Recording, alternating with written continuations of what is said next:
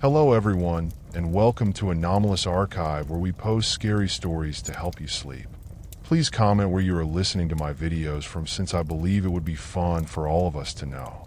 Also, please don't forget to like and subscribe. Let's reach 50 subscribers until the end of this month. So sit back, relax, and enjoy.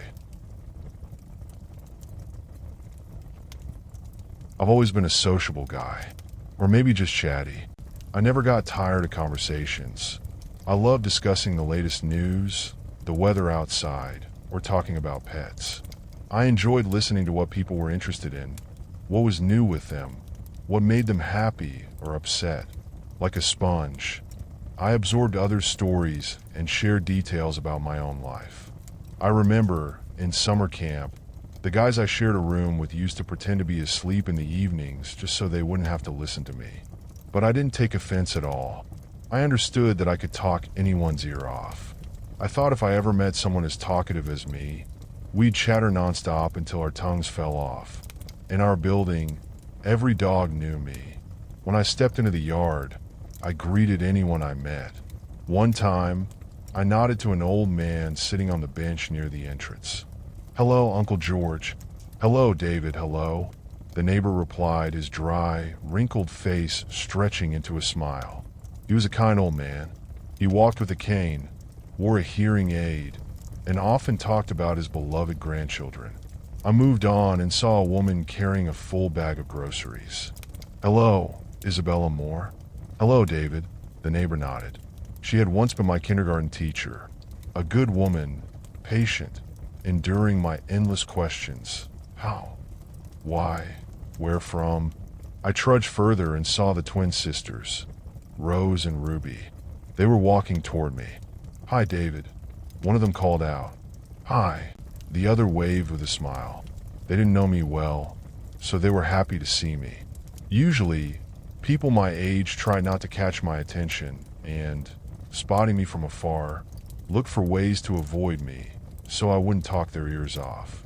Or they slipped past me, pretending they were in a hurry and didn't have time. But these girls had just recently moved to our building from another part of the city. My company hadn't yet worn them out. I liked Rose and Ruby, even though I hadn't learned to tell them apart yet. Both were red-haired, freckled, and smiling like two little suns. Both had braces gleaming on their teeth. I figured those things must be terribly uncomfortable, but I always thought they looked cool. I stopped to chat with them. I asked where they were coming from, what was new, what their plans were. Before I knew it, I was sharing my own thoughts aloud, rambling on about anything. I should probably fix one of my teeth too. Can you imagine? I had a baby tooth removed as an adult. It was stuck between two permanent ones and didn't fall out, so a canine grew behind it. Now all my teeth are straight except for one. See? I opened my mouth to show them.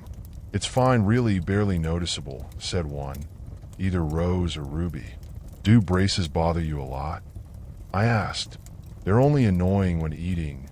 Food gets stuck in them all the time. Other than that, nothing's changed. We've gotten used to them," said the twin standing on the right. I wanted to ask something else, but the question slipped my mind when I noticed something strange behind the girls. In the distance, beyond the bars of the school fence, stood someone unusual. A monochrome figure, pale as a storm cloud. Tall, genderless, with no ears or nose. It had only one eye on the right side of its face, and a mouth, unnaturally wide, with gray gums and large white teeth. It looked like an unfinished golem. No hair on its head, a body with no contours, just one eye and a smile. "Who's that?" I asked, staring past the girls. They turned simultaneously, their curly red heads blocking my view of the figure. "Where?" one of them asked. "There, behind the fence." I stepped forward, pointing, but suddenly realized I was gesturing into emptiness. There was no one there anymore. The one-eyed golem had vanished. I thought I saw someone standing there, I said slowly, as the vision unsettled me. Rose and Ruby didn't wait for me to recover. "Well, see you later, David." said one of the sisters. Yeah, I replied, my gaze still fixed on the school fence. It was hard to stop thinking about what I'd seen. It felt like a warning. I remembered my grandmother's behavior shortly before her death. She had started suffering from mental issues. She believed there were listening devices in her apartment and insisted on speaking only in whispers. She also became convinced that her neighbor, a woman she couldn't stand, was poisoning her. Supposedly, the neighbor somehow broke into her apartment and added poison to her salt and sugar, which was why she often felt ill. I'll never forget the chilling moment when I realized my grandmother's quirks had turned into a serious disorder. My parents sent me to check on her. I visited, and we sat at the kitchen table. My grandmother poured herself tea, but didn't offer me any. She stirred her cup with a spoon and glared at me irritably. I tried telling her something cheerful to lighten the mood, but she stayed silent, visibly filled with annoyance. And then she snapped. My deranged grandmother jumped up, knocking over her chair, and threw her teacup so hard it hit the wall and shattered. Who are you? Why did you replace my David? Do you think I don't know? I see right through all of you, she screamed, spitting with rage. I covered my face with my hands, afraid she might attack me. After that incident, my grandmother was placed in a psychiatric hospital where she spent the last few months of her life. We were told she had a stroke after an argument with a roommate. She got out of breath, lay down to rest, and never got up again. She had never been so aggressive before. The mental illness had turned her into a completely different person. Since then, I've been terrified of going insane myself. But my grandmother was nearly 90, and I'm still young. Hereditary madness seemed to have struck too early. I read that vivid hallucinations can be caused by chronic sleep deprivation. When sleep deprived, people start experiencing brief, intense dreams that blend with reality. I figured that was my case. I was always up late at night, glued to my phone or watching music videos. So, I decided to break that habit for good. I set a strict bedtime, 11 p.m. sharp, and I forced myself to fall asleep. For the first couple of nights, I tossed and turned, but eventually I got used to it and began falling asleep faster. But it didn't help. I stepped into the yard on a bright sunny morning. I didn't think that in such weather, one could feel fear so intense it hurts the heart. But I almost fainted when I saw that man. He was standing at the corner of the house. His face, tin-colored, was half visible behind the brickwork. White, porcelain-like teeth, and a bright blue eye. The Tin Man seemed to be waiting for me to come closer. I had to turn around and take a detour, feeling his inevitable gaze on my back. Madness, a vision interwoven with reality. He seemed so real, and his bald gray head gleamed in the sun. Too vivid an image. Hallucinations? Or not?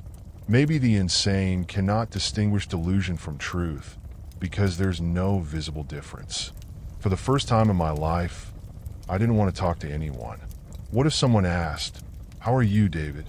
And I'd have to reply, "Everything's fine. I'm just losing my mind." The whole day passed in search of something strange. Nothing around deviated from the usual picture, but even in the evening, I stayed alert. I returned to my yard, looked around, the sidewalk, the playground, the flower beds, the cars in the parking lot. I moved almost stealthily, scanning to see if the one-eyed pursuer was lurking somewhere. "Hi, David," a girl called out from the entrance, startling me. It was one of the red-haired twins. "Hi," I replied and hesitated. "I'm Ruby," she prompted. "Yeah, hi, Ruby," I said and walked on. I didn't know such a thing was possible, but I wasn't in the mood to talk. Glancing around, I entered the building. I was about to go up to my floor when I saw him. The one-eyed man stood at the top, peeking from behind the railing, smiling as always. My foot froze on the first step. He was looking at me, and I at him. An unfinished walking sculpture. On the right side, a bright blue eye. On the other, a dark hole, too small for an eye socket. And suddenly, The single eye fell out and bounced down the steps. It's glass, I realized when the prosthetic stopped at my shoe. The gray golem suddenly ran toward me, flailing his arms. I jumped aside and hit my head against the mailboxes with a crash. But it didn't hurt. The unfinished man stopped on the last step, unerringly picked up the artificial eye, and popped it back into his face, as if it were something very important. Then he dove into the darkness under the stairs and disappeared, leaving me with the thought, what is he anyway? I became silent and no longer chatted with the neighbors. I would only say, hello, barely opening my mouth, not even paying attention to whom I was greeting. I was always immersed in my anxieties now, indifferent to everything around me. All I could think about was how to tell my family what was happening to me. But one day, as I passed by the children's playground in the yard, I heard the kids chanting some kind of rhyme. A blind freak once found an eye in the dump. Though it's fake, it's still quite a sight. I stopped. What kind of game is this? Blind freak? Fake eye? The little children were playing near the sandbox. One boy stood with his eyes closed and fists clenched, while the other three tickled him and shouted in unison. 1, 2, 3, 4. The children were tickling their friend on the neck, under the arms, on the knees, reminding him of the rules. No covering up, just endure it. The boy's face twitched, but he didn't make a sound until his friends counted to 20. Hey there, kids, I said. What are you playing? The boys lined up in a row before me like little soldiers caught in mischief. They looked at my face intently, as if trying to figure out why I was asking. They were all about 5 years old. One was shaggy and short, another short-haired and plump like a barrel, the third swarthy and smiling, and the fourth pale and frail, like a skeleton. Well, it's just our game, said the shaggy one who'd been tickled. Tell me the rules, I asked. I've never heard a rhyme like that before. It feels sort of old-fashioned. First you pick who's it, then they stand in the circle, and you tickle and pinch them, not too hard, for 20 seconds. They have to endure it without laughing or shouting. If they can't, they lose, explained the plump boy. And that rhyme, what was it again? Blind who? I asked. Freak, the swarthy child reminded me. And what did he find? An eye? I pressed on. A blind freak once found an eye in the dump. Though it's fake, it's still quite a sight, the plump boy repeated. And how is that connected to the game? I didn't get it. The kids didn't get me either. One of them asked, What? What does this freak with a fake eye have to do with anything? I persisted. The shaggy boy shrugged. Nothing. It's just words like the moon rose from the fog. I was already about to say, I see, and leave, but a frail, pale boy suddenly said, It's because of a scary story about a freak with a fake eye. Yeah, the second one nodded. What kind of scary story? Will you tell it? I sat down on the edge of the sandbox to be on the same level as the kids. The skinny boy started telling the story while the others blinked wide-eyed. There's a story about a creepy freak. He has only one fake eye, and he uses it to watch people.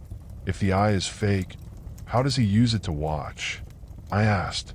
I don't know. That's just what they say, the boy replied. First, he watches someone on the street, then in their building entryway, and later, he shows up at their house. When he appears, you have to stand still and not move.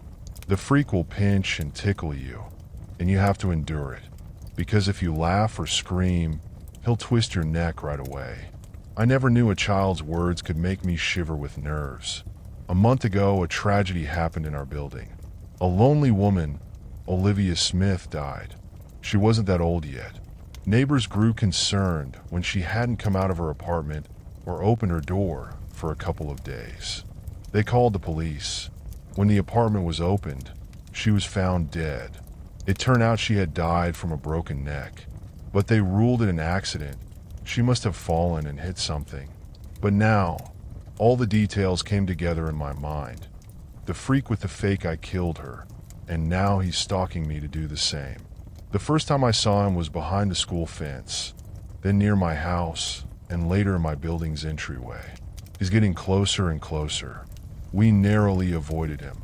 These boys with their silly game, although maybe the game isn't silly at all. It looked like preparation for meeting a dangerous creature. Too bad our lonely neighbor hadn't heard the story about this freak and didn't know what to do when he came to her. I developed a ridiculous habit of checking the rooms. When I was alone, I couldn't sit still. I kept peeking into the living room, the kitchen, and the bathroom. My own behavior seemed unhealthy to me. I remember my grandmother. She was always fussing, looking into closets, shelves, and behind curtains. I couldn't feel at ease until I'd gone through the entire apartment and checked every corner. Everything was quiet, no movements or sounds.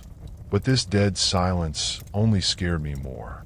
Over the past hour, nothing had changed in the rooms. The forgotten cup on the table next to the laptop, a black sweater on the back of the chair, dirty dishes in the sink. The same familiar light mess. The door was locked. The windows were shut. Logically, no one could have entered the apartment without me knowing. But some deep, inexplicable instinct told me otherwise. He definitely could. The blind freak, as the kids called him, was capable of appearing from anywhere, materializing out of thin air, emerging from the shadows. He wasn't human. The locked doors hadn't saved Olivia Smith. Tired of aimlessly wandering around the apartment, I decided to occupy myself by washing the dishes. I carefully soaped and scrubbed the plates, cups, and cutlery. The process helped me calm down a bit. The tension began to subside. But at the moment I turned away from the sink to grab a towel, he appeared before me. He just appeared, as if he had jumped out of the floor. The one-eyed freak stood face to face with me, at arm's length. I almost let out a scream, but the sound got stuck in my throat like a lump. No, I couldn't. I had to stay silent and still. The freak smiled. That expression on his lips was a frozen, spasmodic grimace, not a real emotion. I couldn't feel his breath, because he wasn't breathing. Only the blue iris of the prosthetic eye shimmered, as if alive. Maybe it was just a play of light, but it seemed to me that his glass eye moved slightly, as if it truly saw something. This was the hardest trial of my life. I, a perpetual chatterbox, had to endure without uttering a word or a sound, to bury my emotions deep, deep inside. Though I was terrified, wanting to scream, call for help, or run away, I stood frozen. The Tin Man was testing me. He shifted from foot to foot, tilted his head from one shoulder to the other, scrutinizing me with his fake eye, teasing with his fake smile. A nervous chuckle almost escaped my throat. I had to mentally tell myself, quiet, quiet, calm down. Outwardly, I was impassive, but inside, everything was trembling. Every second stretched into an eternity. His hand, ridiculous, pudgy like a toy's, slowly reached around my body. The one-eyed freak picked up a fork from the countertop. He turned in his fingers, brought it up to my nose. I swallowed, feeling the saliva slide down my dry throat. The sharp tips of the fork touched my cheek, slid down my jaw, traced along my neck, slightly scratching the skin. I wanted to hit the freak, push his hand away so he wouldn't dare touch me. But I knew what would happen if I moved. He'd twist my neck. I had to endure. The fork's prong stopped on my right shoulder. The one-eyed freak pressed down. A sharp pain shot through my body. Endure, endure, endure. I screamed to myself to maintain control. Slowly, the metal pierced the skin. The freak pressed harder, the prongs digging deeper into the muscles. The glass eye stared directly at me. 1, 2, 3, 4. I counted in my head, trying to distract myself from the pain. The fabric of my t-shirt on my shoulder became wet, soaked with blood. 11, 12, 13. The freak pressed on. I wanted to step back, but there was nowhere to go. I was pinned between him and the sink. This was no tickling. This was pure torture. It hurts, it hurts. 19, 20. Come on, stop this. Feelings, words, Everything was locked inside, clamped in a vice of self-control, hidden behind a mask of calm. My face remained stony, my gaze unfocused. A little longer, and I wouldn't have lasted. But suddenly the pudgy hand recoiled, and the freak silently left the kitchen, disappearing through the doorway without a sound. I took a breath. My head spun from the oxygen. I endured. The game was over. I had won. The punctures on my shoulder swelled and became inflamed. Every movement of my arm echoed with a dull ache. For several days I suffered, but then it got a little better. The wounds began to heal. The one-eyed man no longer appeared in my home and didn't stalk me on the street. His disappearance seemed to acknowledge my victory. And yet, without those neighborhood boys, I wouldn't have figured out what kind of game this freak had pulled me into.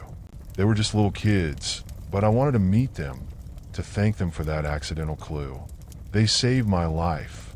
In the morning, I went outside and headed to the playground, but no one was playing there. The merry-go-round stood still. The sandbox was empty. All right, I'll see them next time, I thought. And then, behind me, I heard cheerful voices. Hi, David, hi. I turned around. Standing behind me were the familiar twins, Rose and Ruby. They were dressed in different sweaters, their hair styled differently, but I still couldn't tell who was who. They seemed absolutely identical. Hi, girls. I answered cheerfully, feeling how the smile brought back my old ease and desire to talk to people. The shadow of terror that had haunted me all these days had finally lifted. What are you doing? One of the twins asked curiously, tilting her head to the side. Just hoping to see some kids I know here to thank them. They helped me with something recently, I replied. What kids? The other twin asked. Well, just some little ones. I began and suddenly paused. Right? Who were those kids? I knew everyone in our yard. Who's whose son and who's whose daughter. But these were completely unfamiliar children. Could they have come from another street? But would such little kids even be allowed to wander off without supervision these days? Strange. They appeared at just the right moment, drawing my attention with that little rhyme. And I was in such turmoil that I didn't even think about it then. Who were they? Guardian angels sent to help me, or just random children? Either way, thank you to them. Girls, have you heard of the one-eyed freak? I asked, wanting to warn them. It's like an urban legend, a scary story, you know? I'm not into that stuff anymore, one of the twins said, wrinkling her nose slightly. Yeah, we've been through a lot in life.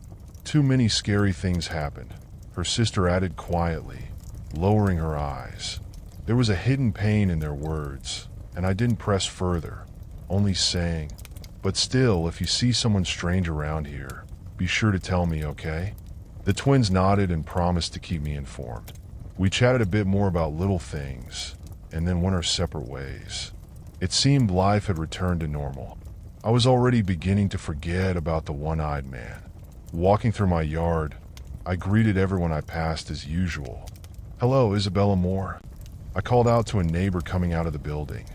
Hello, David, she replied, smiling. Hello, Uncle George. I greeted the old man sitting on the bench, but he wasn't cheerful at all. He looked at me with sad, cloudy eyes and asked, David, did you know James, Michael Roberts' son? Of course I knew him. What happened? I immediately tensed up, hearing the old man speak about this guy in the past tense. James, the tall, arrogant guy I went to school with. He wasn't particularly kind to me, often speaking to me like I was the village fool. But I held no grudges against him and didn't want to hear any bad news. He died yesterday, the old man sighed. Such a young guy. You're the same age as him. How did he die? I asked, fearing the worst. They say he broke his neck, Uncle George whispered. Just like our Olivia, remembers? I nodded. How could I forget? The one-eyed man had spared my life, but he hadn't lost interest in this deadly game. I should tell everyone, warn them all. Maybe my talkativeness isn't just a bad habit, but a gift that will finally prove useful. Let people know there's a way to outplay that bastard.